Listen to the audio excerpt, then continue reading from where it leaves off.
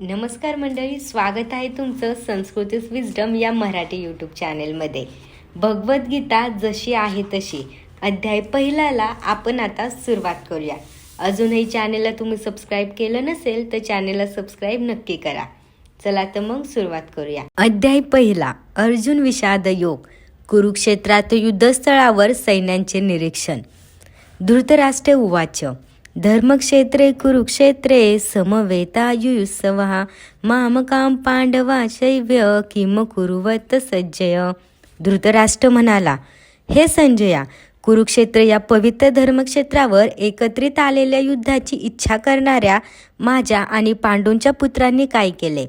तात्पर्य: भगवद्गीता हे मोठ्या प्रमाणावर वाचले जाणारे आस्तिक्यवादी विज्ञान आहे व याचा सारांश गीता महात्म्यांमध्ये दिला आहे. त्या ठिकाणी सांगण्यात आले आहे की मनुष्याने भगवान श्रीकृष्णांच्या भक्तांच्या मदतीने भगवद्गीतेचे अत्यंत काळजीपूर्वक अध्ययन केले पाहिजे आणि या प्रकारे वैयक्तिक हेतुपूर्वक अर्थ न लावता कृष्ण भक्तांकडून ती समजून घेतली पाहिजे. भगवद्गीता ही कोणत्या पद्धतीने जाणून घ्यावी याबद्दलचे स्पष्ट उदाहरण गीतेमध्येच आहे व ते म्हणजे अर्जुन होय. त्याने भगवद्गीता प्रत्यक्ष भगवंताकडून श्रवण करून जाणून घेतली. एखादा अशा वैयक्तिक हेतुरहित गुरुशिष्य परंपरेमधून ज्ञान जाणून घेण्या इतपत भाग्यवान असेल तर ते समग्र वैदिक ज्ञान तसेच जगातील इतर सर्व शास्त्रांमधील ज्ञान त्याला समजते. या ज्ञानाव्यतिरिक्त इतर शास्त्रांमध्ये न आढळणाऱ्या देखील सर्व गोष्टी तो भगवद्गीतेमध्ये पाहू शकेल. भगवद्गीतेचे हे एक दुर्मिळ वैशिष्ट्य आहे. हे ज्ञान साक्षात पुरुषोत्तम भगवान श्रीकृष्णांनी सांगितल्यामुळे परिपूर्ण असे आस्तिक्यवादी विज्ञान आहे. महाभारतात वर्णिलेले धृतराष्ट्र आणि संजय यांनी केलेली चर्चा ही या श्रेष्ठ तत्त्वज्ञाचा मूलभूत आधार आहे. पुरातन वैदिक काळापासून पवित्र तीर्थस्थळ असणाऱ्या कुरुक्षेत्र या ठिकाणी गीतेमधील तत्त्वज्ञान सांगण्यात आल्याचे आपल्याला समजून येते. स्वतः भगवंतांनी ते जेव्हा या पृथ्वीतलावर होते तेव्हा मानव समाजाच्या मार्गदर्शनाकरता हे ज्ञान सांगितले. येथे धर्मक्षेत्रे, जेथे धार्मिक कार्य केले जातात असे ठिकाण, हा शब्द अत्यंत महत्त्वपूर्वक आहे. कारण कुरुक्षेत्रे युद्धभूमीवर पुरुषोत्तम श्री भगवान हे अर्जुनाच्या बाजूने उपस्थित होते. कुरूंचा पिता धृतराष्ट्र हा आपल्या पुत्रांच्या अंतिम विजयाबद्दल अत्यंत साशंक होता आणि त्यामुळेच त्याने आपला सचिव संजय याच्याकडे विचारणा केली की त्यांनी काय केले. पूर्ण निर्धारयुक्त युद्ध करण्याच्या तयारीने स्वतःचे आणि आपला धाकटा भाऊ पांडू यांचे पुत्र कुरुक्षेत्र येथील रणभूमीवर एकत्र आले असल्याची त्याला पुरेपूर खात्री होती. तरी सुद्धा त्याची विचारणा महत्त्वपूर्ण आहे. भावाभावांमध्ये तडजोड व्हावी अशी त्याची इच्छा नव्हती आणि त्याला युद्धभूमीवरील आपल्या पुत्रांच्या विधिलिखिताबद्दल निश्चितपणे जाणून घ्यावयाचे होते. कुरुक्षेत्राचा वैदिक साहित्यामध्ये स्वर्गातील देवांसाठी सुद्धा पूजनीय असे स्थान म्हणून उल्लेख करण्यात आला आहे आणि अशा पवित्र कुरुक्षेत्रावर युद्ध करण्याचे ठरवल्याने युद्धातील अंतिम निर्णयावर होणाऱ्या परिणामाने तर धृतराष्ट्र आणखी भयभीत झाला.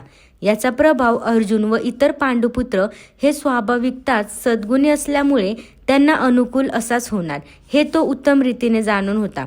संजय हा व्यासांचा शिष्य होता. तो जरी धृतराष्ट्राच्या कक्षामध्ये होता तरी व्यासांच्या कृपेने तो कुरुक्षेत्र येथील युद्धभूमी पाहू शकत होता. यासाठी धृतराष्ट्राने युद्धभूमीवरील परिस्थितीबद्दल त्याच्याकडे विचारणा केली. पांडव आणि धृतराष्ट्राचे पुत्र हे दोघेही एकाच कुटुंबातील होते, पण या ठिकाणी धृतराष्ट्राचे अंतर्मन उघडे करून दाखवण्यात आले आहे. त्याने मुद्दाम आपल्या पुत्राचा कुरु म्हणून उल्लेख केला आणि पांडुपुत्रांचा कुळाच्या वारस हक्कातून वगळले. यावरून कोणीही धृतराष्ट्राच्या आपल्या पुतण्यांशी म्हणजेच पांडुपुत्रांशी असणारा विशिष्ट संबंध सहजपणे जाणू शकतो. प्रारंभी केलेल्या चर्चेवरून हे निश्चित आहे की ज्याप्रमाणे भाताच्या शेतामधून अनावश्यक तृण काढून टाकले जाते त्याप्रमाणे धर्मपिता भगवान श्रीकृष्णांच्या उपस्थितीत कुरुक्षेत्रावर तृणवत अशा धृतराष्ट्राच्या पुत्रांसहित इतर सर्वांचा समूळ नायनाट केला जाईल आणि युद्धश्री प्रमुख असलेल्या धार्मिक वृत्तीच्या लोकांची स्थापना स्वतः भगवंत करतील.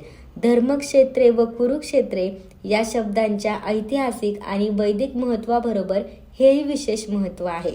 श्लोक 2. संजय उवाच, दृष्टान्तु पाण्डवानिक्यं युढं दुर्योधनस्तदा आचार्यमुपसंगम्य राजा वचनमब्रवीत.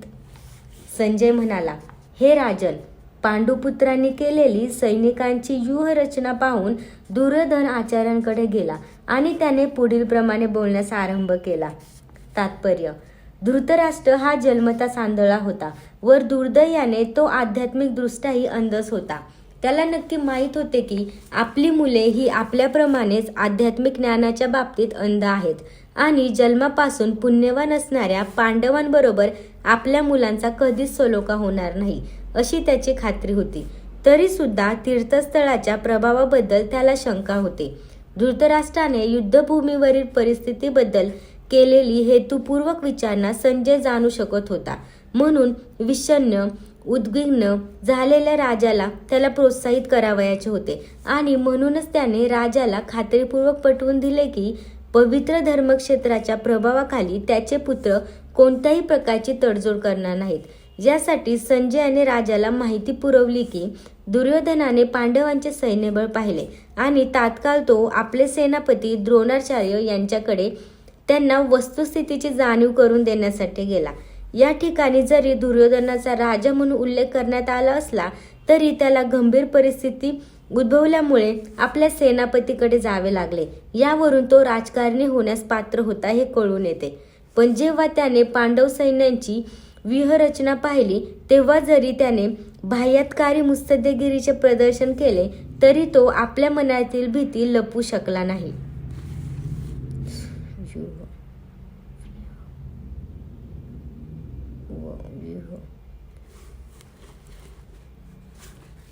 श्लोक 3. हे आचार्य, तुमचा बुद्धिमान शिष्य द्रुपदपुत्र याने कौशल्याने रचलेली ही विशाल पांडव सेना पहा. मुत्सद्दी दुर्योधनाला आपले श्रेष्ठ ब्राह्मण सेनापती द्रोणाचार्य यांच्या चुका दाखवून दावायच्या होत्या.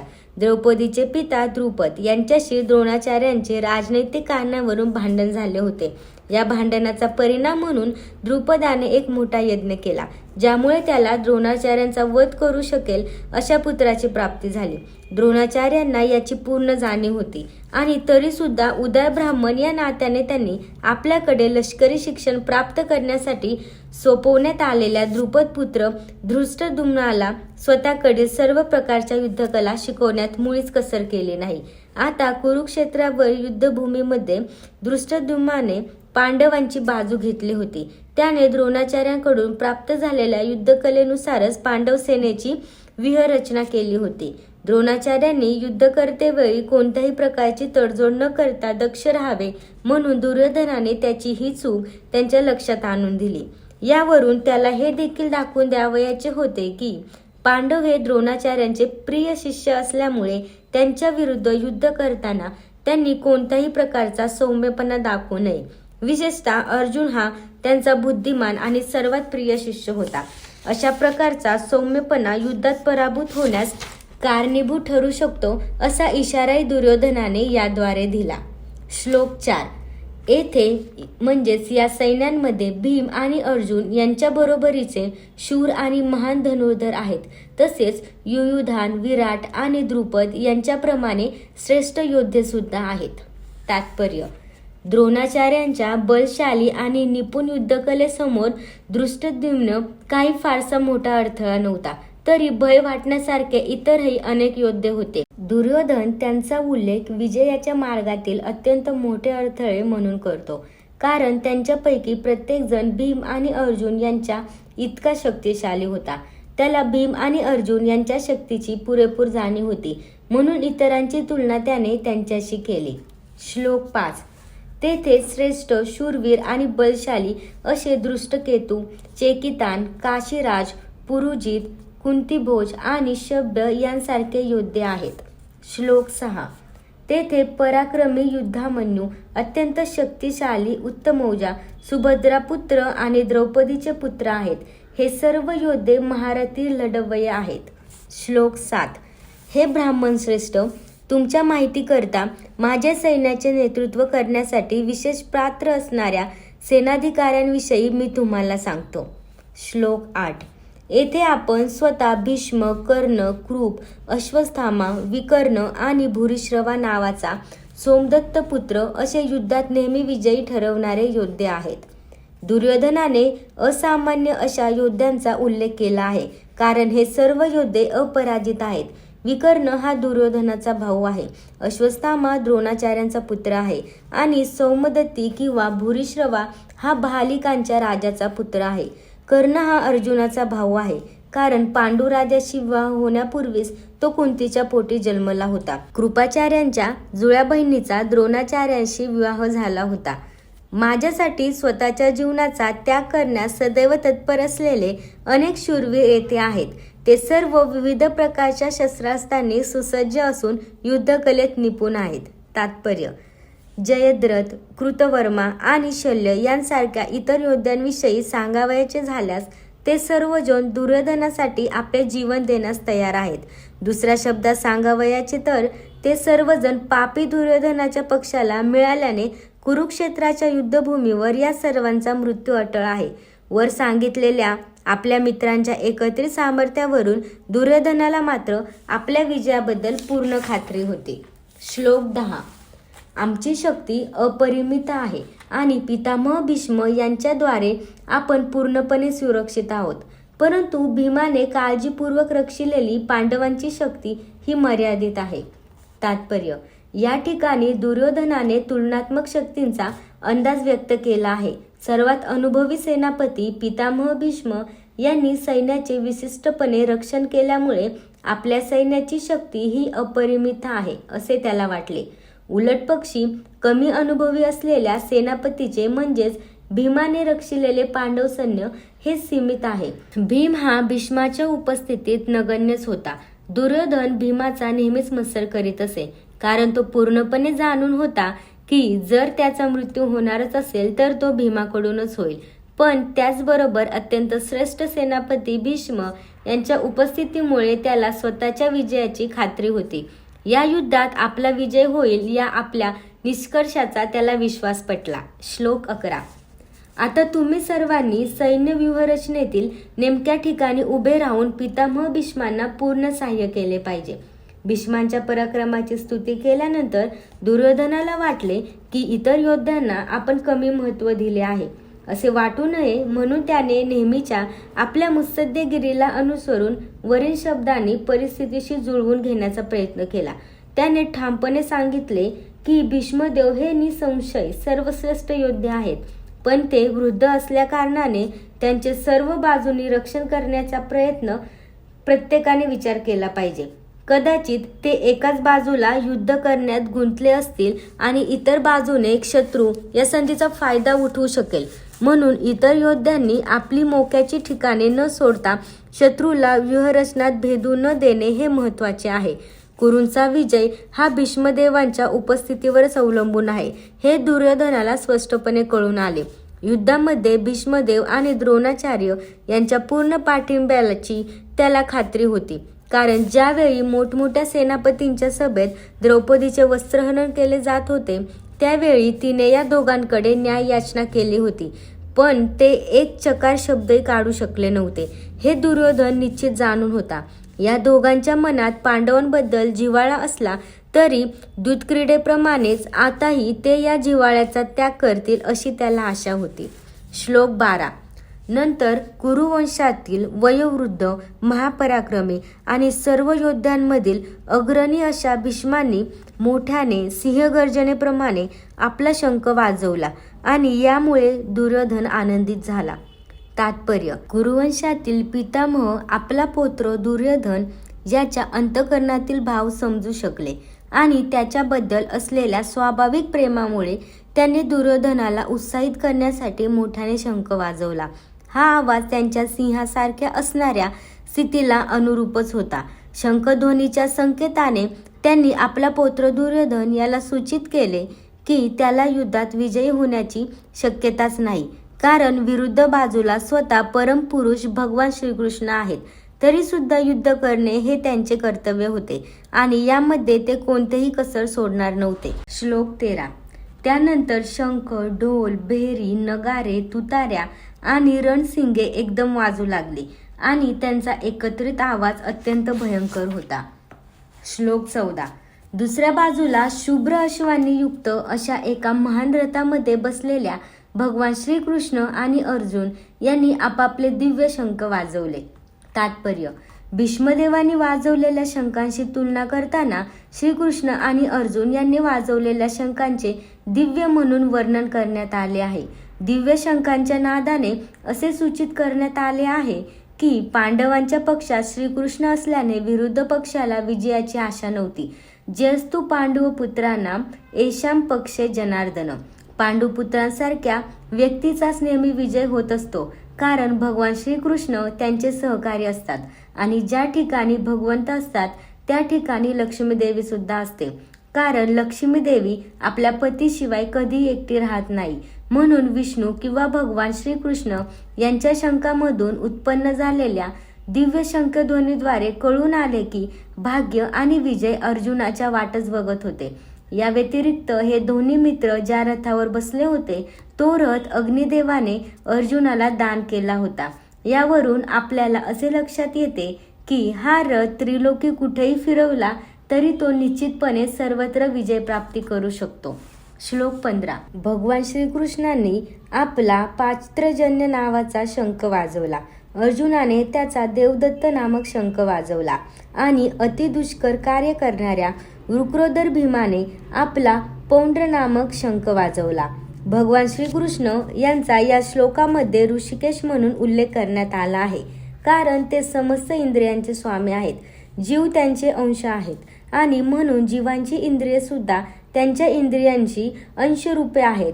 निर्विशेषवादी जीवांना इंद्रिये का असतात हे समर्पकपणे सांगू शकत नसल्यामुळे ते जीवांना इंद्रियरहित किंवा निराकार असे संबोधण्यास उत्सुक असतात. सर्वांच्या हृदयामध्ये स्थित असलेले भगवंत जीवांच्या इंद्रियांचे मार्गदर्शन करतात.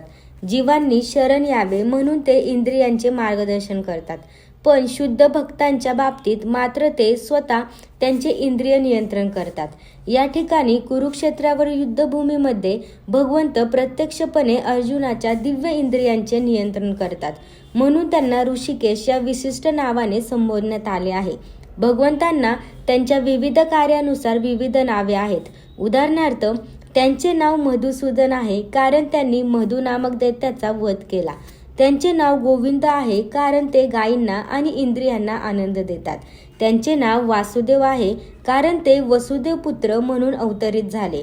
त्यांचे नाव देवकीनंदन आहे कारण त्यांनी देवकी माताचा माता म्हणून स्वीकार केला.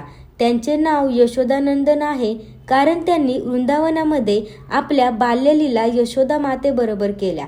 त्यांचे नाव पार्थसारथी आहे कारण आपला मित्र अर्जुन यांचा सारथी म्हणून त्यांनी काम केले. तसेच कुरुक्षेत्रावरील युद्धभूमीमध्ये अर्जुनाला मार्गदर्शन केले म्हणून त्यांना ऋषिकेश हे नाव पडले.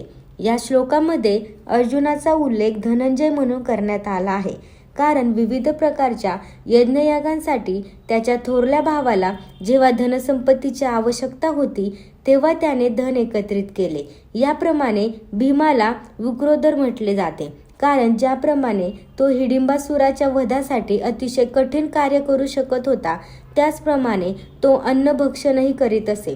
म्हणून पांडव पक्षातील आरंभी भगवंतांनी वाजवलेल्या आणि नंतर इतर व्यक्तींनी विविध प्रकारच्या शंखांद्वारे उत्पन्न केलेल्या शंखध्वनीमुळे सर्व सैनिक युद्धासाठी उत्सुक झाले. विरुद्ध पक्षामध्ये महत्त्वपूर्ण असे काहीच नव्हते. त्या ठिकाणी परम मार्गदर्शक भगवान श्रीकृष्ण नव्हते की लक्ष्मी देवीही नव्हती, म्हणून युद्धामध्ये त्यांची हार निश्चित होती आणि शंखध्वनींनी हा संदेश घोषित केला. श्लोक 16, 17 आणि 18. कुंतीपुत्र राजा युधिष्ठिराने आपला अनंत विजय नावाचा शंख वाजवला. त्यानंतर नकुल आणि सहदेव यांनी सुघोष व मणिपुष्पक नामक शंख वाजवले. हे राजन, महाधनुर्धर काशी नरेश, श्रेष्ठ योद्धा शिखंडी, दृष्टद्युम्न, विराट, अपराजित सात्यकी, द्रुपद, द्रौपदीचे पुत्र आणि सुभद्रेचा महाभाऊ पुत्र व इतरांनी आपापले शंख वाजवले. तात्पर्य: संजयाने मोठ्या चातुर्याने धृतराष्ट्राला सांगितले की पांडुपुत्रांना फसवणे आणि आपल्या स्वतःच्या पुत्रांना राज्याच्या सिंहासनावर बसवण्याचा प्रयत्न करण्याचे धोरण चुकीचे आहे व ते मुळीच सुस्ते नाही. पूर्वलक्षणांवरून तर संपूर्ण कुरुवंश या महायुद्धामध्ये मारला जाईल हे स्पष्टपणे कळून आले आहे. पितामह भीष्मांपासून ते अभिमन्यूसारख्या नातवंडांपर्यंत तसेच जगातील इतर सर्व राज्यांचे राजे जे कोणी त्या ठिकाणी उपस्थित होते त्या सर्वांचा विनाश निश्चित होता. राजा धृतराष्ट्रामुळेच ही आपत्ती कोसळली होती, कारण त्याने आपल्या मुलांनी स्वीकारलेल्या धोरणाला उत्तेजन दिले होते. श्लोक 19. हा विविध प्रकारचा शंख निनाद वाढतच गेला. या निनादाने आकाश व पृथ्वीतल दुमदुमून गेले आणि धृतराष्ट्र पुत्रांची हृदये विदीर्ण झाली. दुर्योधनाच्या पक्षातील भीष्म आणि इतरांनी जेव्हा शंखनाद केला तेव्हा पांडवांची हृदये मुळीच विदीर्ण झाली नाहीत. अशा प्रकारच्या घटनांचा उल्लेख आढळत नाही. परंतु या विशिष्ट श्लोकामध्ये पांडव पक्षाच्या बाजूने करण्यात आलेल्या शंखध्वनीमुळे धृतराष्ट्र पुत्रांची हृदये विदीर्ण झाली असे सांगितले आहे. याचे कारण म्हणजे पांडव आणि त्यांचा भगवान श्रीकृष्णावरील दृढ विश्वास होय. जो भगवंताचा आश्रय घेतो तो महाभयानक आपत्तीमध्येही भयभीत होत नाही. श्लोक 20. हनुमानाचे चिन्ह असलेल्या ध्वजाच्या रथावर आरूढ असलेला पांडुपुत्र अर्जुन त्यावेळी धनुष्य हाती घेऊन बाण सोडण्यास सज्ज झाला. हे राजन, व्यूहरचनेतील धृतराष्ट्र पुत्रांकडे पाहून अर्जुन भगवान श्रीकृष्णांना पुढील प्रमाणे म्हणाला. युद्धाला आरंभ होण्यास थोडाच कालावधी होता. वरील कथावरून समजून येते की युद्धभूमीवर प्रत्यक्ष भगवान श्रीकृष्णांद्वारे मार्गदर्शित पांडव सेनेची अनपेक्षित व्यूहरचना पाहून धृतराष्ट्रपुत्र किंचित निराश झाले होते. अर्जुनाच्या ध्वजावरील हनुमानाचे चिन्ह हे विजयाचे आणखी एक लक्षण होते, कारण राम रावण युद्धामध्ये हनुमानाने प्रभू श्रीरामचंद्रांना सहाय्य केले होते. आता राम आणि हनुमान दोघेही अर्जुनाला सहाय्य करण्यासाठी त्याच्या रथावर आरूढ होते. भगवान श्रीकृष्ण म्हणजे स्वतः श्रीराम आहेत आणि ज्या ठिकाणी भगवान श्रीराम आहेत त्या ठिकाणी त्यांचा नित्य सेवक हनुमान आणि त्यांची नित्य सहचारिणी भाग्यलक्ष्मी श्रीमती सीतादेवी उपस्थित असतात. म्हणून कोणत्याही शत्रूकडून अर्जुनाला भयभीत होण्याचे कारणच नव्हते. आणि सर्वात मुख्य गोष्ट म्हणजे इंद्रियांचे स्वामी स्वतः भगवान श्रीकृष्ण त्याला मार्गदर्शन करण्यासाठी उपस्थित होते. याप्रमाणे अर्जुनाला युद्ध करण्यासाठी हितकारक मार्गदर्शन प्राप्त होते आणि भगवंतांनी निर्माण केलेल्या अशा आशादायक परिस्थितीमुळे युद्धामध्ये निश्चितपणे विजयी होण्याची खात्री होती. श्लोक 21 आणि 22. अर्जुन म्हणाला, हे अच्युत, कृपया माझा रथ दोन्ही सैन्यांच्या मध्ये घेऊन चल. म्हणजे येथे युद्ध करण्याच्या इच्छेने प्रेरित झालेल्या आणि ज्यांच्याबरोबर मला या भयंकर शस्त्रार्थ स्पर्धेमध्ये संघर्ष करावयाचा आहे त्या सर्व उपस्थितींना मी पाहू शकेल. तात्पर्य: श्रीकृष्ण जरी पुरुषोत्तम श्री भगवान असले तरी त्यांच्या अहैतुकी कृपेमुळे ते आपल्या मित्राची सेवा करीत होते. ते आपल्या भक्तीवरील प्रेमात कधीही चुकत नाहीत, म्हणून त्यांना या ठिकाणी अच्युत असे संबोधण्यात आले आहे. सारथी या नात्याने त्यांना अर्जुनाच्या आदेशांचे पालन करावे लागत असे आणि हे करण्यात त्यांना कधीच संकोच केला नाही. यासाठी त्यांना अच्युत म्हणून संबोधण्यात आले आहे. जरी त्यांनी आपल्या भक्ताचे सारथ्य स्वीकारले होते तरी त्यांच्या परमस्थानाला कोणीच आव्हान देऊ शकत नाही. सर्व परिस्थितीत ते सर्व इंद्रियांचे स्वामी पुरुषोत्तम श्री भगवान ऋषिकेश आहेत. भगवंत आणि त्यांचा सेवक यांच्यामधील संबंध अत्यंत मधुर आणि दिव्य असतो. सेवक हा भगवंताची सेवा करण्यास सदैव तत्पर असतो आणि भगवंतही सतत आपल्या भक्ताची सेवा करण्याची संधी पाहत असतात. भगवंत स्वतः आदेश देण्यापेक्षा ते त्यांच्या शुद्ध भक्तांना स्वतःपेक्षा ज्येष्ठतेचे स्थान देऊन त्यांचा आदेश स्वीकारण्यात अधिक आनंद मिळवतात.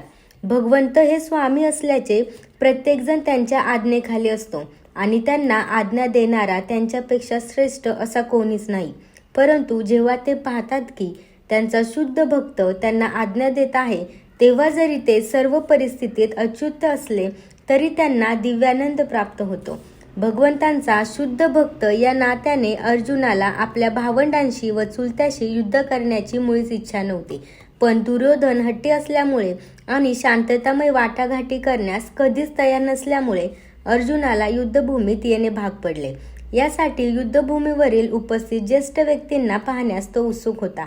रणांगणावर शांततेचा प्रयत्न करण्याचा जरी प्रश्नच नव्हता तरी त्या व्यक्तींना पुन्हा पाहण्याची आणि एका अनावश्यक युद्धाची मागणी करण्यात ते किती कृतनिश्चयी आहेत हेही पाहण्याची त्याची इच्छा होती. श्लोक 23. धृतराष्ट्राच्या दुर्बुद्ध पुत्राला खुश करण्याच्या इच्छेने येथे लढण्यास आलेल्यांना मला पाहू दे. दुर्योधन आपला पिता धृतराष्ट्र यांच्या सहकार्याने दुष्ट बेत आखून पांडवांचे राज्य बळविणार होता हे उघडगुपित होते. दुर्योधनाच्या बाजूला मिळालेले सर्वजण हे एकाच माळेतील मणी असले पाहिजेत असे लोक कोण आहेत हे जाणून घेण्यासाठी आणि युद्धाला आरंभ होण्यापूर्वी त्यांना पाहण्याची अर्जुनाला इच्छा होती. पण शांततेच्या वाटाघाटीची बोलणी करण्याचा त्याचा मुळीच उद्देश नव्हता. शिवाय ही गोष्टही सत्य होती की त्याच्या निकट भगवान श्रीकृष्ण विराजमान होते आणि त्यामुळे अर्जुनाला विजयाची पूर्ण खात्री होती. तरी आपल्याला ज्यांच्याशी सामना करायचा आहे त्यांच्या बळाचा अंदाज घेण्याकरता त्यांना पाहण्याची त्याला इच्छा होती.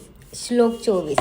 संजय म्हणाला, हे भरतवंशजा, या प्रकारे अर्जुनाने म्हटल्यावर भगवान श्रीकृष्णांनी दोन्ही सैन्यांच्या मध्यभागी तो सर्वोत्तम रथ उभा केला. या श्लोकात अर्जुनाला गुडाकेश म्हणून संबोधण्यात आले आहे. गुडाका म्हणजे निद्रा आणि जो निद्रेवर विजय प्राप्त करतो त्याला गुडाशेक म्हटले जाते. निद्रा याचा अर्थ अज्ञान असाही होतो. अर्जुनाने श्रीकृष्णाची असलेल्या त्याच्या सख्यत्वामुळे निद्रा आणि अज्ञान दोन्हींवरही विजय प्राप्त केला होता. श्रीकृष्णाचा शुद्ध भक्त असल्यामुळे तो श्रीकृष्णांना क्षणभरही विसरू शकत नव्हता, कारण भक्ताचा हाच खरा स्वभाव असतो. निद्रिस्त अथवा जागृत अवस्थेमध्ये भगवत भक्त हा भगवान श्रीकृष्ण त्यांचे नाम, रूप, गुण आणि लीला यांचे चिंतन करण्यापासून दूर राहू शकत नाही. अशा रीतीने श्रीकृष्णांचे सतत स्मरण करून कृष्ण भक्त हा अज्ञान आणि निद्रा यावर विजय प्राप्त करू शकतो. यालाच कृष्ण भावना किंवा समाधी असे म्हणतात. ऋषिकेश किंवा प्रत्येक जीवाचे मन आणि इंद्रिय यांचे मार्गदर्शक या नात्याने दोन्ही सैन्यांच्या मधोमध रथ उभा करण्याचा अर्जुनाचा उद्देश ते जाणू शकले. पुढे ते अर्जुनाला म्हणाले, भीष्म, द्रोण आणि जगातील इतर सर्व राजांच्या उपस्थितीत भगवान म्हणाले, हे पार्थ, येथे जमलेल्या सर्व कुरुवंशीयांना आता पहा. सर्व जीवांचे परमात्मा स्वरूप असल्याने भगवान श्रीकृष्ण अर्जुनाच्या मनात काय चालले होते ते जाणू शकले. या संदर्भात ऋषिकेश या शब्दप्रयोगावरून कळून येते की त्यांना सर्व काही ज्ञात होते आणि अर्जुनाच्या संदर्भात पार्थ किंवा कुंतीपुत्र अथवा पृथेचा पुत्र हा शब्द सुद्धा तितकाच महत्त्वपूर्ण आहे. मित्र या नात्याने श्रीकृष्णांना अर्जुनाला सांगावयाचे होते की अर्जुन हा त्यांच्या आत्तेचा म्हणजेच पृथेचा पुत्र असल्यामुळे त्यांनी अर्जुनाचा सारथी होण्याचे मान्य केले आहे. अर्जुनाला आता उपस्थित कुरुवंशीयांकडे पहा असे सांगण्यामागे श्रीकृष्णाचा काय उद्देश होता? अर्जुनाला तेथेच थांबून युद्ध करावायचे नव्हते का? श्रीकृष्णांनी आपली आत्या पृथा हिच्या पुत्राकडून अशी अपेक्षा कधीच केली नव्हती. मित्रसुलभ विनोद करून अशा प्रकारे श्रीकृष्णांनी अर्जुनाचे मन पूर्वीच ओळखले होते. श्लोक 26. त्या ठिकाणी दोन्ही पक्षांकडील सैन्यांमध्ये आपले वाडवडील, आजे, शिक्षक, मामे, भाऊ, पुत्र, नातवंडे, मित्र तसेच सासरे व हितचिंतक अर्जुनाने पाहिले. अर्जुनाने रणांगणावर आपले सर्व नातेवाईक पाहिले. त्याने भूरिश्रवासारख्या आपल्या वडिलांच्या समवयस्क व्यक्तींना, पितामह भीष्म आणि सोमदत्त, द्रोणाचार्य आणि कृपाचार्य यांच्यासारखे गुरु, शल्य आणि शकुनी यांच्यासारखे मामा, दुर्योधनासारखे भाऊ, लक्ष्मणासारखे पुत्र, अश्वत्थामासारखे मित्र, कृतवर्मासारखे हितचिंतक इत्यादी सर्व व्यक्तींना पाहिले. त्याने सैन्यात उपस्थित असलेल्या आपल्या मित्रांनाही पाहिले. श्लोक 27. जेव्हा कुंतीपुत्र अर्जुनाने सर्व प्रकारच्या मित्रांना आणि नातेवाईकांना पाहिले तेव्हा तो करुणेने व्याकुळ झाला आणि याप्रमाणे म्हणाला. श्लोक 28. अर्जुन म्हणाला, हे कृष्ण, या प्रकारे युद्ध करण्याच्या इच्छेने प्रेरित झालेल्या माझ्या नातेवाईकांना आणि मित्रांना पाहून माझ्या शरीराच्या सर्व अवयवांना कंप सुटला आहे आणि माझे मुख कोरडे पडले आहे. तात्पर्य: भगवंतावर ज्या व्यक्तीची प्रामाणिक भक्ती आहे त्या व्यक्तीकडे देवदेवता आणि सत्वपुरुषांच्या ठिकाणी आढळणारे सर्व सद्गुण आढळतात. पण जो अभक्त आहे तो भौतिकदृष्ट्या शिक्षण आणि सुसंस्कृती याद्वारे कितीही प्रगत असला तरी त्याच्याकडे दैवी सद्गुणांचा अभावच असतो. अर्जुनाने जेव्हा आपापसात युद्ध करण्याच्या इच्छेने प्रेरित होऊन युद्धभूमीवर जमलेल्या आपल्या मित्रांना सगळे सोयऱ्यांना आणि नातेवाईकांना पाहिले तेव्हा तो त्यांच्याबद्दलच्या करुणेने अत्यंत व्याकुळ झाला. आपल्या सैनिकांबद्दल तर त्याला पूर्वीपासूनच सहानुभूती वाटत होती आणि आता विरुद्ध पक्षाकडील सैनिकांचा अटळ मृत्यू पाहून त्याला त्याच्याबद्दलही करुणा वाटली. या प्रकारे विचार करीत असताना त्याच्या शरीराच्या सर्व अवयवांना कंप सुटला व तोंड कोरडे पडले. त्यांची युद्ध करण्याची उत्सुकता पाहून तो काहीसा आश्चर्यचकित झाला होता. वस्तुतः संपूर्ण कुटुंब, अर्जुनाचे रक्ताचे नातेवाईकही त्याच्याशी लढण्यासाठी जमले होते.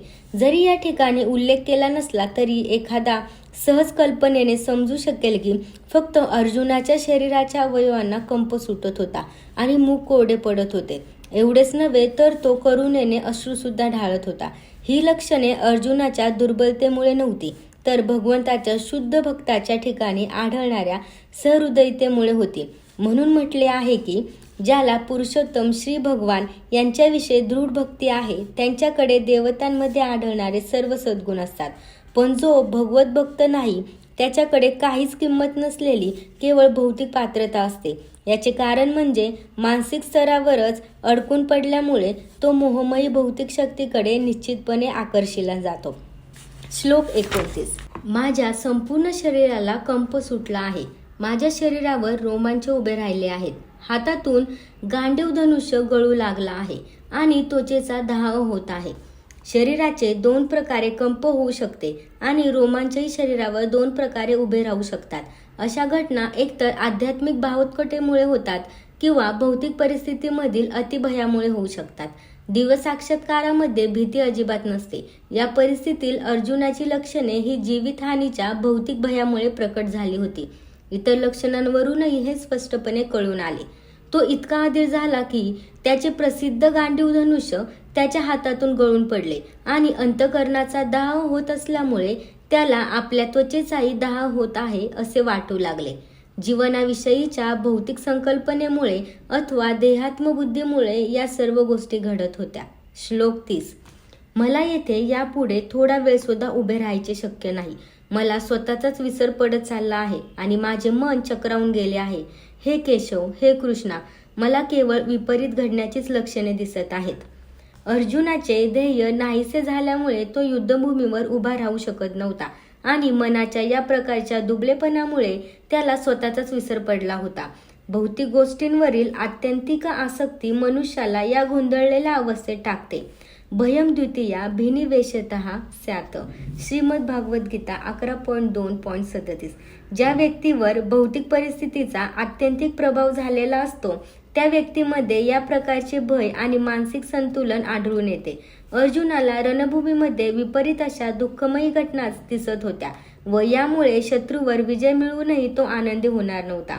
निमित्त आणि विपरीताने हे शब्द महत्त्वपूर्ण आहेत. जेव्हा एखाद्या मनुष्याला आपल्या अपेक्षा निष्फळच होणार आहेत असे दिसून येते तेव्हा तो विचार करतो की मी येथे असण्याचे कारण काय. प्रत्येकाला स्वतःमध्ये आणि आपल्या स्वतःच्या कल्याणामध्येच आस्था असते. परमात्माबद्दल कोणालाही आस्था नाही. श्रीकृष्णांच्या इच्छेनुसार अर्जुन स्वतःच्या वास्तविक स्वार्थाबद्दल अज्ञात दाखवित होता. एखाद्याचा वास्तविक स्वार्थ श्री विष्णू किंवा श्रीकृष्ण यांच्यामध्येच आहे. बद्ध जीवाला याचा विसर पडतो म्हणून त्यांना भौतिक दुःखे भोगावी लागतात. अर्जुनालाही वाटले की युद्धातील त्याचा विजय हा केवळ त्याच्या शोकालाच कारणीभूत ठरेल. श्लोक 31. या युद्धामध्ये माझ्या स्वतःच्याच नातलगांना ठार मारून त्यातून कोणाचे कसे कल्याण होणार आहे हे मला कळत नाही आणि हे कृष्ण त्यापासून प्राप्त होणारे विजय सुख आणि राज्य याची इच्छा देखील मी करू शकत नाही. स्वतःचा वास्तविक जीवांना अज्ञान असते. यासाठी ते शारीरिक संबंधामुळे आकर्षित होतात कारण अशा संबंधामुळेच आपण आनंदी होऊ शकू असे त्यांना वाटते. जीवनाबद्दलच्या अशा अंध कल्पनेमुळे त्यांना भौतिक सुखाच्या कारणांचाही विसर पडतो. अर्जुनाला क्षत्रियांच्या नीतिमूल्यांचा सुद्धा विसर पडल्याचे दिसून येते. असे सांगितले जाते की 2 प्रकारच्या व्यक्ती, उदाहरणार्थ श्रीकृष्णाच्या प्रत्यक्ष आज्ञेनुसार युद्धभूमीमध्ये लढता लढता मृत्यू पावणारा क्षत्रिय आणि आध्यात्मिक जीवनाला पूर्णपणे वाहून घेतलेला संन्यासी या दोन प्रकारच्या व्यक्ती मृत्यूनंतर शक्तिमान आणि देदीप्यमान अशा सूर्यलोकामध्ये प्रवेश करण्यास पात्र होतात. नातलगांची तर सोडाच, पण स्वतःच्या शत्रूची हत्या करण्यास अर्जुन टाळाटाळ करीत आहे. ज्याप्रमाणे एखाद्याला भूक नसेल तर त्याचा स्वयंपाक करण्याकडे कल नसतो, त्याचप्रमाणे अर्जुन युद्ध करू इच्छित नव्हता, कारण त्याला वाटत होते की स्वतःच्या नातलगांची हत्या करून जीवनामध्ये काहीच आनंद नाही. आता त्याने वनामध्ये जाऊन एकांतवासात वैफल्यग्रस्त जीवन जगण्याचा निर्णय घेतला होता. क्षत्रियांना इतर कोणताही व्यवसाय स्वीकारता येत नसल्याने क्षत्रिय या नात्याने त्याला स्वतःच्या अस्तित्वाकरता एका राज्याची आवश्यकता ही होतीच. तथापि अर्जुनाकडे राज्यच नव्हते. आपल्या चुलत्यांशी व बांधवांशी युद्ध करणे आणि आपल्या पित्याद्वारे वारसाने चालत येणाऱ्या राज्यावर पुन्हा हक्क सांगून ते राज्य प्राप्त करण्याची एकमात्र संधी अर्जुनाकडे होती. पण असे करणे अर्जुनाला आवडत नव्हते, म्हणून तो स्वतःला वनात जाऊन एकांतवासात वैफल्यग्रस्त जीवन व्यतीत करण्यास योग्य समजत होता. श्लोक 32 ते 35. हे गोविंद, ज्यांच्यासाठी आम्ही राज्याची, सुखाची व जीविताची देखील इच्छा करावी, ते जर आता या रणांगणावर युद्धाकरता सज्ज झाले आहेत, तर मग आम्हाला त्या सर्वांचा काय लाभ आहे? हे मधुसूदन, जेव्हा गुरुजन, वडील, पुत्र, आजे, मामे, सासरे, नातवंडे, मेहुणे आणि इतर नातलग आपल्या जीवनाचा व संपत्तीचा त्याग करण्यास तयार आहेत आणि माझ्यासमोर उभे आहेत, तेव्हा जरी त्यांनी मला मारले तरी मी त्यांना मारण्याची इच्छा कशासाठी करावी? हे जनार्दन, पृथ्वीच काय तर तिन्ही लोकांच्या राज्याच्या बदल्यातही मी त्यांच्याशी लढण्यास तयार नाही. धृतराष्ट्रांच्या पुत्रांना मारून आम्ही कोणता आनंद मिळवणार? तात्पर्य: अर्जुनाने भगवान श्रीकृष्णांना गोविंद म्हणून संबोधले आहे, कारण श्रीकृष्ण हे इंद्रियांच्या आणि गायींच्या आनंदप्राप्तीचे केंद्रस्थान आहेत. अर्जुन या महत्त्वपूर्ण शब्दाचा उपयोग करून दर्शवू इच्छितो की त्यांच्या इंद्रियांचे समाधान कशामध्ये आहे हे श्रीकृष्णाने जाणले पाहिजे. आमची इंद्रिय तृप्ती करणे हे गोविंदाचे कार्य नव्हे. जर आपण श्री गोविंदाचे इंद्रिय संतुष्ट करण्याचा प्रयत्न केला तर आपोआप आपली इंद्रिये संतुष्ट होतात. भौतिकदृष्ट्या प्रत्येकाला आपली इंद्रिय तृप्ती करावयाची असते आणि आपण मागू ती वस्तू भगवंतांनी द्यावी अशी त्यांची इच्छा असते. जीवांच्या योग्यतेप्रमाणे भगवंत त्यांची इंद्रिय तृप्ती करतील, पण त्यांच्या अतिलोभाची पूर्तता मात्र भगवंत करणार नाहीत. याच्या उलट मार्गाने मनुष्य जेव्हा जातो, म्हणजे जेव्हा एखादा स्वतःच्या इंद्रिय तृप्तीचा अजिबात इच्छा न करता श्री गोविंदाच्या इंद्रियांची तृप्ती करण्याचा प्रयत्न करतो, तेव्हा श्री गोविंदांच्या कृपेने जीवाच्या सर्व इच्छांची पूर्तता होते. आपल्या कुटुंबातील व्यक्तींविषयीचे अर्जुनाचे प्रगाढ प्रेम या ठिकाणी अंशतः दिसून येते, कारण त्याला त्यांच्याबद्दल स्वाभाविक करुणा होती आणि यासाठीच तो युद्ध करण्यास तयार नव्हता. प्रत्येकाला स्वतःचे ऐश्वर्य आपल्या मित्रांना आणि नातेवाईकांना दाखवायची इच्छा असते, परंतु अर्जुनाला भीती वाटते की त्याने सर्व नातलग आणि मित्र रणांगणावर मारले जातील आणि विजयानंतर प्राप्त होणाऱ्या वैभवामध्ये तो कोणाला सहभागी करू शकणार नाही. भौतिक जीवनाबद्दलचे हे एक नमुनेदार उदाहरण आहे. आध्यात्मिक किंवा दिव्य जीवन हे अगदी भिन्न असते. एखाद्या भक्ताला भगवंताची इच्छापूर्ती करावयाची असल्याने तो भगवंताच्या सेवेसाठी सर्व प्रकारचे ऐश्वर्य स्वीकारू शकतो आणि जर भगवंताची इच्छा नसेल तर मात्र तो कवडीचाही स्वीकार करणार नाही. अर्जुनाला त्याच्या नातलगांना मारावयाचे नव्हते आणि खरोखरच जर त्यांना मारणे आवश्यक असेल तर श्रीकृष्णांनी स्वतः त्यांना मारावे अशी त्याची इच्छा होती. या क्षणी अर्जुनाला माहीत नव्हते की रणांगणावर येण्यापूर्वी श्रीकृष्णांनी त्यांना मारले होते आणि त्याला फक्त श्रीकृष्णांच्या हातातील साधन बनवायचे आहे. त्याला फक्त निमित्त मात्र व्हायचे आहे.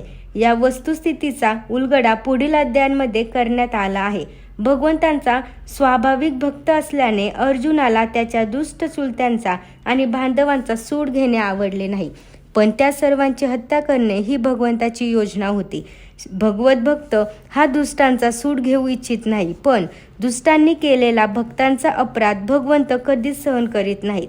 स्वतःच्या अपराधांबद्दल भगवंत एखाद्या व्यक्तीला क्षमा करू शकतात, पण भक्तांना दुखवणाऱ्या कोणत्याही व्यक्तीला भगवंत क्षमा करीत नाही. म्हणून दुष्टांना क्षमा करावयाची इच्छा अर्जुनाला असली तरी त्यांचा वध करण्याची भगवंताची दृढ निश्चयी होती. श्लोक 36. या आततायी आक्रमकांना आम्ही जर ठार मारले तर आम्हाला पापच लागणार आहे. म्हणून धृतराष्ट्रपुत्रांना आणि आपल्या मित्रांना मारणे आपल्यासाठी योग्य नाही. यापासून आम्हाला काय लाभ होणार आहे? हे माधव, आपल्याच नातलगांची हत्या करून आम्ही कसे सुखी होऊ? तात्पर्य: वैदिक मताप्रमाणे 6 प्रकारचे आततायी असतात. जो विष देतो, जो घराला आग लावतो, जो घातक किंवा तीक्ष्ण शस्त्रांशी हल्ला करतो, जो संपत्ती लुटतो, जो दुसऱ्याची जमीन बळकावतो आणि जो परपत्नीचे अपहरण करतो. अशा आतताईंचा वध केल्याने कोणत्याही प्रकारचे पाप लागत नाही.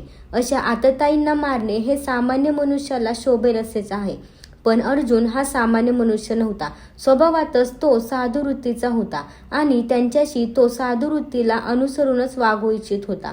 पण अशा प्रकारची साधू वृत्ती क्षत्रियांसाठी योग्य नसते. जरी राज्यकारभारातील व्यक्तीने साधुवत असणे आवश्यक असले तरी त्याने भ्याड मात्र असू नये. उदाहरणार्थ, भगवान श्रीराम हे इतक्या साधू वृत्तीचे होते की आजही लोक रामराज्यात राहण्यास अतिशय उत्सुक आहेत. पण असे असले तरी प्रभू श्रीरामचंद्रांनी कधीच भ्याडपणा दाखवला नाही. श्रीरामांच्या पत्नीचे सीतेचे अपहरण करणारा रावण आततायी होता, पण श्रीरामांनी त्याला असा काही धडा शिकवला की त्याची तुलना जगाच्या इतिहासामध्ये कोणाशी करता येणार नाही.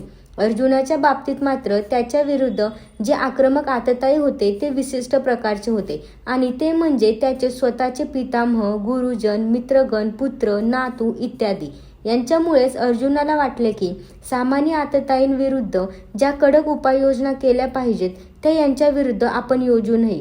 याविषयी साधू व्यक्तीने क्षमा करावी असे सांगितले जाते. साधू व्यक्तींसाठी असे आदेश हे राजकीय आणीबाणीपेक्षाही महत्त्वपूर्ण असतात. अर्जुनाने विचार केला की राजकीय कारणांसाठी स्वजनांची हत्या करण्यापेक्षा साधुवृत्ती आणि धर्माच्या आधारावर त्यांना क्षमा करणे हेच योग्य आहे. म्हणून केवळ तात्पुरत्या शारीरिक सुखासाठी अशा प्रकारे हत्या करणे हे चांगले नाही असे त्याला वाटले. सरतेशेवटी राज्य आणि त्यापासून प्राप्त होणारे सुख हे नित्य नाही. म्हणून स्वजनांनीच हत्या करून त्याने स्वतःची शाश्वत मुक्ती आणि स्वतःचे जीवन धोक्यात का घालावे? या संबंधात अर्जुनाने श्रीकृष्णांना माधव असे संबोधणेही महत्त्वपूर्ण आहे. श्रीकृष्ण हे लक्ष्मीचे किंवा भाग्यदेवतेचे पती असल्यामुळे अर्जुनाला त्यांना हे दर्शवायचे होते की त्यांनी ज्यामुळे ज्याच्यावर दुर्भाग्य कोसळेल अशी गोष्ट करण्यास त्याला प्रेरित करू नये. परंतु वास्तविकपणे श्रीकृष्ण हे भक्तांनाच काय तर इतरांनाही दुर्भाग्याकडे कधीच नेत नाहीत. श्लोक 37 आणि 38. हे जनार्दन, जरी लोभाने प्रभावित झालेल्या या लोकांना आपल्या कुटुंबाची हत्या करण्यामध्ये आणि आपल्याच मित्रांशी भांडण करण्यामध्ये दोष दिसला नसला तरी सुद्धा कुटुंबाचा नाश केल्यामुळे होणाऱ्या अपराधांची जाण असताना आम्ही अशा पापकृत्यामध्ये का सहभागी व्हावे? तात्पर्य: एखाद्या क्षत्रियाला विरुद्ध पक्षाने युद्धासाठी किंवा दूत क्रीडेसाठी निमंत्रित केले तर त्याने ते नाकारणे योग्य नसते. अशा बंधनामुळे अर्जुन युद्ध करण्यास नकार देऊ शकला नाही, कारण दुर्योधनाच्या पक्षाने त्याला युद्ध करण्यासाठी आव्हान दिले होते. या संदर्भात अर्जुनाने विचार केला की अशा आव्हानांच्या परिणामाबद्दल विरुद्ध पक्ष हा अज्ञानी असावा, परंतु अर्जुन त्याचे दुष्परिणाम पाहू शकत होता. म्हणूनच ते आव्हान तो स्वीकारू शकला नाही. बंधनांना परिणाम जेव्हा चांगला असतो तेव्हा असे बंधन अनिवार्य करू ठरते, पण अशा बंधनांचा परिणाम जेव्हा अनिष्ट असतो तेव्हा ते अनिवार्य किंवा बंधनकारक ठरवता येत नाही. या सर्व गोष्टींचा सारासार विचार करूनच अर्जुनाने युद्ध न करण्यास ठरवले. श्लोक 39. कुळाच्या नाशामुळे शाश्वत वंश परंपरा नष्ट होते आणि यामुळे उर्वरित कुटुंब अधर्म करण्यात गुंतले जाते. तात्पर्य: कुटुंबातील व्यक्तींचे योग्य संवर्धन होऊन त्यांना आध्यात्मिक मूल्यांची प्राप्ती होण्यास सहाय्यक अशा धार्मिक परंपरेबद्दलची अनेक तत्वे वर्णाश्रमसंस्थेच्या पद्धतीमध्ये सांगण्यात आली आहेत. जन्मापासून ते मृत्यूपर्यंत होणाऱ्या सर्व पवित्र संस्कारांसाठी कुटुंबातील वरिष्ठ व्यक्ती जबाबदार असतात. पण अशा ज्येष्ठ व्यक्तींच्या मृत्यूमुळे कुटुंबातील वंशपरंपरागत संस्कार नष्ट होतात. यामुळे कुटुंबातील तरुण सदस्य अधार्मिक गोष्टी करण्यास प्रवृत्त होऊ शकतात आणि आपल्या आध्यात्मिक मुक्तीची संधी गमावू शकतात. म्हणून कोणत्याही कारणासाठी कुटुंबातील ज्येष्ठ व्यक्तींची हत्या होऊ देऊ नये. श्लोक 40. हे कृष्ण, कुळामध्ये जेव्हा अधर्माचे प्राबल्य होते तेव्हा कुळातील स्त्रिया दूषित होतात आणि याप्रमाणे स्त्री जातीचे पतन झाल्यामुळे हे ऋषीवंशजा अवाचित संतती उत्पन्न होते. जीवनातील शांती, भरभराट आणि आध्यात्मिक प्रगती यासाठी समाजामध्ये सभ्य लोकांची संख्या ही मूलभूत आधार आहे. राष्ट्राच्या आणि समस्त लोकांच्या आध्यात्मिक उन्नतीसाठी योग्य आणि चांगल्या लोकांची समाजामध्ये संख्या वाढावी यासाठीच वर्णाश्रम धर्मातील मूळ तत्वांची रचना करण्यात आली आहे. अशी सभ्य संतती स्त्री जातीच्या पावित्र्यावर आणि एकनिष्ठतेवर अवलंबून असते. ज्याप्रमाणे मुलेही वाम मार्गाला लागू शकतात त्याचप्रमाणे स्त्रियांचे अधपतनही सहजपणे घडू शकते. म्हणून लहान मुले, स्त्रिया तसेच या दोघांनाही कुटुंबातील ज्येष्ठ व्यक्तींकडून संरक्षणाची आवश्यकता असते.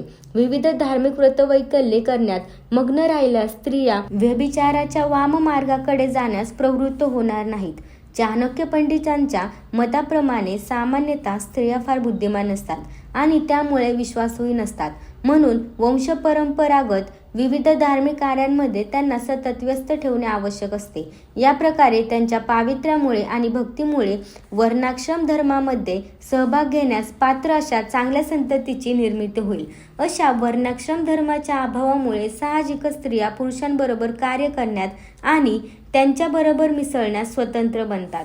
व्यभिचाराला अशी मोकळीक मिळाली की अनावश्यक लोकसंख्या वाढण्याची शक्यता वाढते. बेजबाबदार व्यक्तीसुद्धा समाजामध्ये व्यभिचाराला उत्तेजन देतात आणि त्यामुळे मनुष्य जातीमध्ये अनावश्यक संततीची बेसुमार वाढ होते आणि युद्ध, महामारीचे संकट बळावते. श्लोक 41. अनावश्यक संततीच्या वाढीमुळे कुळ तसेच कुळ परंपरा नष्ट करणाऱ्यांसाठी निश्चितच नरकमय परिस्थिती निर्माण होते. अशा भ्रष्ट कुळातील पूर्वजांचे पतन होते, कारण त्यांना अन्न अथवा पिंड आणि जल अर्पणाची क्रिया पूर्णपणे थांबते. तात्पर्य: सकाम कर्माच्या विधिविधानांनुसार कुळातील पूर्वजांना ठराविक वेळी जल आणि पिंडदान करणे आवश्यक असते. विष्णुपूजने ही अर्पण क्रिया सिद्ध होते, कारण श्री विष्णूंना अर्पण केलेला नैवेद्य नंतर प्रसाद म्हणून खाल्ल्याने मनुष्याचा सर्व प्रकारच्या पापकर्मातून उद्धार होतो. कधी कधी विविध प्रकारच्या पापकर्मामुळे पूर्वज दुःख भोगत असतील आणि कधी कधी तर त्यांच्यापैकी काही जण स्थूल भौतिक शरीराची सुद्धा प्राप्ती करू शकत नाहीत व यामुळे त्यांना सूक्ष्म शरीरामध्येच भूतपिशाच म्हणून राहणे भाग पडते. म्हणून वंशज जेव्हा प्रसादरूपी अन्न आपल्या पूर्वजांना अर्पण करतात तेव्हा पूर्वजांची दुःखमय अशा भूतपिशाच योनीतून किंवा कष्टमय जीवनातून मुक्तता होते. अशा प्रकारे आपल्या पूर्वजांना मदत करणे ही वंशपरंपरा असते. भक्ती मार्गाचा अवलंब न करणाऱ्यांना या प्रकारचे कर्मकांड करणे अत्यावश्यक आहे. जो भक्ती मार्गाशी संलग्न आहे त्याला अशा प्रकारचे कर्मकांड करण्याची गरज नाही. केवळ भक्तिमय सेवा करून एखादा शेकडो आणि हजारो पूर्वजांची सर्व प्रकारच्या कष्टातून मुक्तता करू शकतो. श्रीमद भगवतात सांगण्यात आले आहे की देवश्री भूतांपरूंना पितॄंना किंकरो नाय मृणीच राजन सर्वोत्मनाय शरणम शरण्ये गतो मुकुंद परिहत्य करतम. ज्याने सर्व प्रकारच्या बंधनाचा त्याग करून मोक्षदात्या श्री मुकुंद यांच्या चरणकमलांचा आश्रय घेतला आहे आणि पूर्ण प्रामाणिकपणे आणि गांभीर्याने भक्तिमार्गाचा अंगीकार केला आहे, त्याची देवदेवता, ऋषीमुनी, इतर जीव, कुटुंबातील सदस्य, मानवता आणि पूर्वज यांच्या संबंधी कोणतीही कर्तव्ये किंवा ऋणे फेडण्याची बंधने राहत नाहीत. पुरुषोत्तम श्री भगवान यांनी प्रेममयी सेवेद्वारे भक्ती केल्याने अशा सर्व कर्तव्यांची आपोआपच पूर्तता होते. श्लोक 42. वंशपरंपरा नष्ट करणाऱ्या आणि या प्रकारे अनावश्यक संतती उत्पन्न करणाऱ्या दुष्ट कृत्यांमुळे सर्व प्रकारच्या सामुदायिक योजना आणि कुटुंब कल्याणाची सर्व कार्ये उद्ध्वस्त होतात. तात्पर्य: सनातन धर्म किंवा वर्णाश्रम धर्म संस्थेने मनुष्य अंतिम मोक्षाची प्राप्ती करण्यास समर्थ होऊ शकेल अशा पद्धतीने मानव समाजातील 4 विभागांना अनुसरून सामुदायिक योजना तसेच कुटुंब कल्याणार्थ कार्याची योग्य रचना करून दिली आहे. म्हणून बेजबाबदार पुढाऱ्यांनी सनातन धर्माच्या परंपरेचा भंग केल्यास समाजामध्ये गोंधळ निर्माण होतो आणि त्याचा परिणाम म्हणजे श्री विष्णूंची प्राप्ती हे जीवनाचे अंतिम ध्येय आहे याचा लोकांना विसर पडतो. अशा पुढाऱ्यांना अंध म्हटले जाते आणि जे लोक अशा नेत्यांचे अनुसरण करतात ते निश्चितपणे गोंधळून जातात. श्लोक 43. हे प्रजापालन, हे कृष्ण, गुरु शिष्य परंपरेद्वारे मी असे ऐकले आहे की कुल परंपरेचा विध्वंस करणारे नरकातच नित्य निवास करतात. तात्पर्य: अर्जुनाचा युक्तिवाद त्याच्या वैयक्तिक अनुभवावर नव्हे तर त्याने आचार्यांकडून जे ऐकले होते त्यावर आधारित होता. वास्तविक ज्ञानप्राप्तीचा हाच मार्ग आहे. अशा ज्ञानात प्रथमपासूनच शिस्त झालेल्या योग्य व्यक्तीच्या मदतीशिवाय वास्तविक ज्ञानाच्या अंतिम ध्येयाकडे पोहोचता येत नाही. वर्णाश्रम संस्थेतील एका पद्धतीनुसार मनुष्याला मृत्यूपूर्वी आपल्या पापकर्माचे प्रायश्चित्त करण्यासाठी विशिष्ट विधी करावा लागतो. जो नेहमी पापकर्मच करण्यात गुंतला आहे त्याने या प्रायश्चित्त विधीचा उपयोग करून घेतलाच पाहिजे. असे न केल्यास त्या व्यक्तीला पापकर्माचे फळ म्हणून दुःखमय कष्टमय जीवन भोगण्यासाठी निश्चितपणे नरकात घातले जाते. श्लोक 44. अरे रे रे, आम्ही भयंकर पाप करण्यास तयार झालो आहोत. हे किती चमत्कारिक आहे. राज्य सुख भोगण्याच्या लोभाने उद्युक्त झाल्यामुळे आम्ही आमच्या नातलंगांनाही मारण्यास तयार झालो आहोत. तात्पर्य: स्वार्थी हेतूने प्रेरित झाल्यामुळे मनुष्य आपल्या स्वतःच्या बंधूंची, पित्याची अथवा मातेची हत्या करण्याइतके पापकर्म करण्यास प्रवृत्त होऊ शकतो. जगाच्या इतिहासामध्ये अशी अनेक उदाहरणे आहेत, पण अर्जुन हा भगवंताचा साधू वृत्तीयुक्त भक्त असल्यामुळे त्याला नेहमी नैतिक तत्वांची जाणीव असे व म्हणून तो अशी कर्मे करण्यास टाळत असे. श्लोक 45. शस्त्रधारी धृतराष्ट्रपुत्रांनी माझ्यासारख्या निशस्त्र आणि प्रतिकार न करणाऱ्याची हत्या केली तर तेच माझ्यासाठी अधिक चांगले होईल. तात्पर्य: युद्धाला तयार नसलेल्या व निशस्त्र असलेल्या शत्रूवर हल्ला करू नये हा क्षत्रियांच्या युद्धतत्वामधील एक नियम आहे. परंतु अशा विचित्र परिस्थितीमध्ये सुद्धा शत्रूने हल्ला केला तरीही अर्जुनाने प्रतिकार न करण्याचा निर्णय घेतला. विरुद्ध पक्ष युद्ध करण्यासाठी किती उत्सुक आहे याचा विचारही अर्जुनाने केला नाही. भगवंतांचा महान भक्त असल्यामुळे तो सहृदय होता व त्यामुळेच त्याच्यामध्ये ही लक्षणे दिसून येत होती. श्लोक 46. संजय म्हणाला, रणभूमीवर याप्रमाणे बोलून झाल्यानंतर अर्जुनाने आपले धनुष्यबाण बाजूला टाकले आणि मनामध्ये अत्यंत शोकाकुल होऊन रथामध्ये खाली बसला. तात्पर्य: आपल्या शत्रूच्या व्यूहरचनेने अवलोकन करताना अर्जुन रथामध्ये उभा होता, पण तो शोकाने इतका व्याकुळ झाला की आपले धनुष्यबाण बाजूला ठेवून तो पुन्हा खाली बसला. भगवत भक्तीमधील अशी दयाशील आणि सहृदय व्यक्ती आत्मज्ञान प्राप्त करण्यास सर्व प्रकारे योग्य आहे. या प्रकारे भगवद्गीतेच्या अर्जुन विषाद योग या पहिल्या अध्यायावरील भक्तिवेदांत भाष्य संपन्न. भगवद्गीतेमधील हा अध्याय तुम्हाला कसा वाटला हे मला कमेंट करून नक्की सांगा आणि पुढचा अध्याय ऐकण्यासाठी चॅनेलला सबस्क्राईब करायला विसरू नका. धन्यवाद.